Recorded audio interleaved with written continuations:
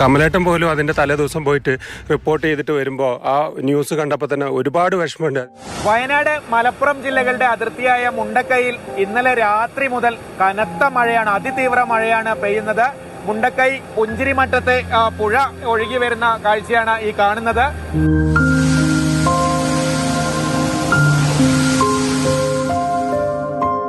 രാമസ്വാമി എന്ന് പറയുന്ന ഒരാള് നമ്മൾ ഒഴുക്കിൽപ്പെട്ട് മരണപ്പെടുകയുണ്ടായി. ഞാൻ ഈ രാമസ്വാമി അജയ് സൂചിപ്പിച്ച രാമസ്വാമി എന്നത് മുത്തുചേച്ചി ഓർമ്മയുണ്ടോ? ഉണ്ടാകും. കാരണം 29-ന് ഈ ദുരന്തത്തിൻ്റെ തലേന്ന് കമലേട്ടൻ ഈ മുണ്ടക്കൈയിൽ നിന്നെടുത്ത ദൃശ്യങ്ങളും വാർത്തയും നമ്മൾ കാണാറ്. അപ്പോൾ കുത്തി ഒലിച്ചു വരുമ്പോൾ അവിടെ നിന്ന് നമ്മളോട് സംസാരിച്ച മനുഷ്യനാണ് ഈ രാമസ്വാമി. അദ്ദേഹം പറഞ്ഞ പൊട്ടിയിട്ടുണ്ട്, ഇനിയും പൊട്ടും. 3 മണിക്ക് തുടങ്ങിയിട്ട് ഈ മഴ പൊട്ടില്ല. 3 മണിക്കൊക്കെ ഞങ്ങൾ അങ്ങോട്ടും ഇങ്ങോട്ട് പായാണ്. അപ്പോഴാണ് ഈ ഉരുളുപൊട്ടി വന്നത്. ഈ മരമൊക്കെ വന്നത് ഇവിടെ നിന്നാണ്.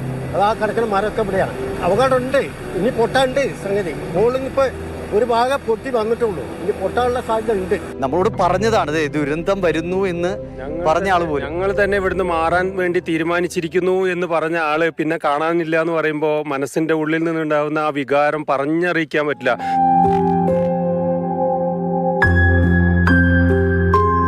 അപകടം ഉണ്ട്, ഇനി പൊട്ടാണ്ട് സംഗതി. മുകളിൽ ഒരു ഭാഗം പൊട്ടി വന്നിട്ടുള്ളൂ.